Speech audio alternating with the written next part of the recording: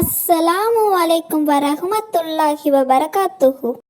ரஜப மாதத்தில் அதிகமாக இஸ்திஃபார் ஓதினால் அல்லாஹ் மகிழ்ச்சி அடைகிறான். கவலை, கஷ்டம், துன்பம் நீக்கி பரக்கத் செய்வான்.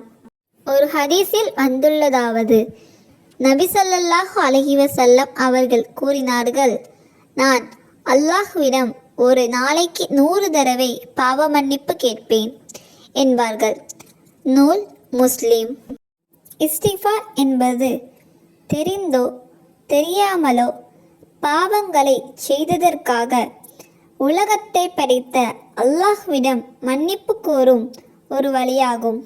மற்றொரு ஹதீஸில் வருவது, நபி ஸல்லல்லாஹு அலைஹி வஸல்லம் அவர்கள் கூறினார்கள், அல்லாஹ்விடம் தொடர்ந்து பாவ மன்னிப்பு கேட்பவரின் பாவங்கள் கடல் நுரை போல இருந்தாலும் மன்னிக்கப்படும்.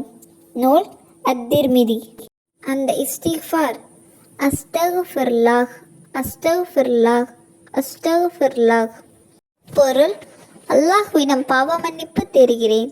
மேலும் யாராவது அல்லாஹ்விடம் தொடர்ந்து மன்னிப்பு கோரினால் அல்லாஹ் அவருக்கு ஒவ்வொரு துன்பத்திலிருந்தும் ஒவ்வொரு கவலையிலிருந்தும் விடுபடுவதற்கான வழியை ஏற்படுத்துவான். மேலும் அவர் எதிர்பார்க்காத இடத்திலிருந்து அவருக்கு உணவு அளிப்பான். நூல் அபுதாவூத். ஒவ்வொரு நாளும் குறைந்தது 100 முறையாவது இஸ்திஃபார் சொல்ல வேண்டும்.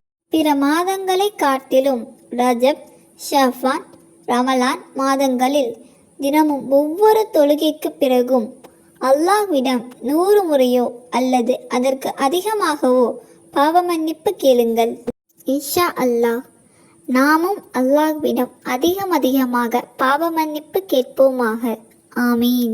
இந்த வீடியோவால் நீங்கள் பயனடைந்திருந்தால் லைக் செய்து உங்களின் கருத்தை கமெண்ட் பாக்ஸில் தெரிவிக்கவும்.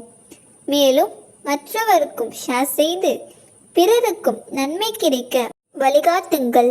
இது போன்ற வீடியோக்களை கண்டு பயன்பெற நமது சேனலை சப்ஸ்கிரைப் செய்து அருகில் உள்ள பெல் ஐக்கானை கிளிக் செய்யுங்கள்.